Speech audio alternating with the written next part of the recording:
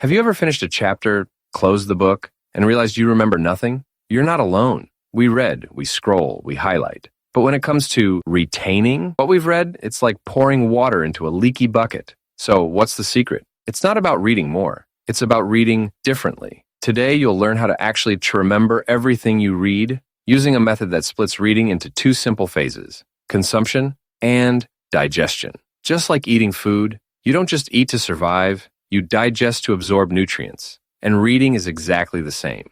Most people think reading equals learning. Wrong. Reading equals consuming. Learning equals digesting what you consumed. Here's the truth. You don't forget what you read because you're dumb or lazy. You forget because you're trying to remember everything the same way. But not all information is meant to be processed the same. Reading is not a single skill. It's a set of micro skills. Just like cooking needs chopping, boiling, seasoning, reading involves decoding, understanding, linking, rehearsing. Consumption is the intake, the raw reading. Digestion is how your brain encodes and stores what you read. If you're only consuming without digesting, you're like someone eating fast food and wondering why they feel weak. Let's break this down. Consumption equals intake, what you're reading, how you're reading it, speed, format, context. Digestion equals encoding, how you convert reading into memory, how your brain locks it into place. The problem isn't how much you read, it's that you're consuming without digesting. Not all information is born equal. Reading a textbook, that's different from reading a story. Watching a tutorial, that's different from reading a poem. So why treat them the same? Here are the 6 major categories of information you consume and how to digest each one. 1. Procedural information. How do I do this? Think of this as step-by-step instructions. It tells you how to do something, like following a recipe, assembling IKEA furniture, or writing your first line of code. Why it matters? It helps you take action. You learn by doing. Examples: YouTube tutorials, cooking instructions, workout routines. How your brain handles it. You're using logic and physical movement, learning by trying, failing, and repeating. If you've ever followed a tutorial and kept pausing to try each step, congrats. That's procedural learning. 2. Conceptual information. What is this thing and how does it work? This is the stuff that explains the big ideas behind things. It's less about steps and more about understanding the why or how of a concept. Why it matters. It helps you build a mental picture of how things connect. Examples: what gravity is, how democracy works, what an algorithm does, how your brain handles it. You're making sense of abstract ideas and how they fit into the bigger picture. It's like understanding how a car engine works, not just how to drive it. 3. Narrative information. What happened and why does it matter? These are stories. They help you remember events and connect with emotions. Super powerful for memory. Why it matters. Stories make information stick. You remember what happened and also how it made you feel.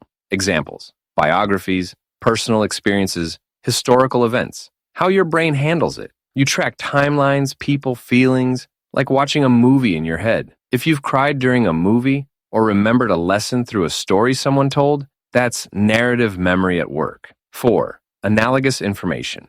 This is when you compare something new to something familiar. It's like using metaphors and analogies to make complex stuff easier. Why it matters? It makes confusing topics feel familiar. Examples: the brain is like a computer, or time is money. How your brain handles it? You spot patterns and link ideas creatively. If you've ever said, "Oh, now I get it," after someone explains something using a simple comparison, that's the power of analogy. 5. Evidential information. This is about backing up claims with facts. It's what tells you, this isn't just my opinion, here's the evidence. Why it matters. It helps you think critically and avoid falling for BS. Examples: research papers, statistics, news reports with data. How your brain handles it? You compare claims with proof and decide what makes sense. If you've ever asked, where's the data to support that? You're using evidential thinking. 6. Referential information. Quick facts I need to remember. These are the tiny facts you just need to know and recall quickly, like definitions, dates, or formulas. Why it matters.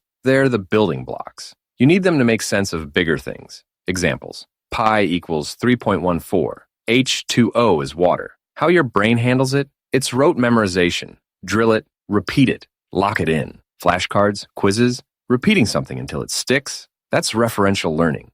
You don't need to read more. You need to read better. If you're consuming for 1 hour, spend at least 20 minutes digesting. Here's a great rule of thumb. Read less, reflect more. Absorb deep, not wide. Highlighting doesn't equal understanding. Rereading isn't the same as remembering. If you're stuffing your brain with content but not giving it time to encode, you're mentally bloated.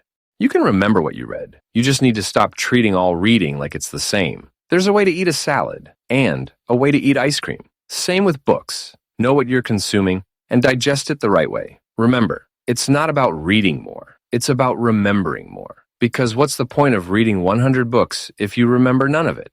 Comment below. What's the one strategy you're going to try the next time you read something important? Also, rate your current reading to remembering ratio from 1 to 10. If this helped you, share it with a friend who highlights everything but remembers nothing. And hey, if you want more brain hacks like this, hit that subscribe button because we are just starting. Stay tuned to ease your life with simple ways of life.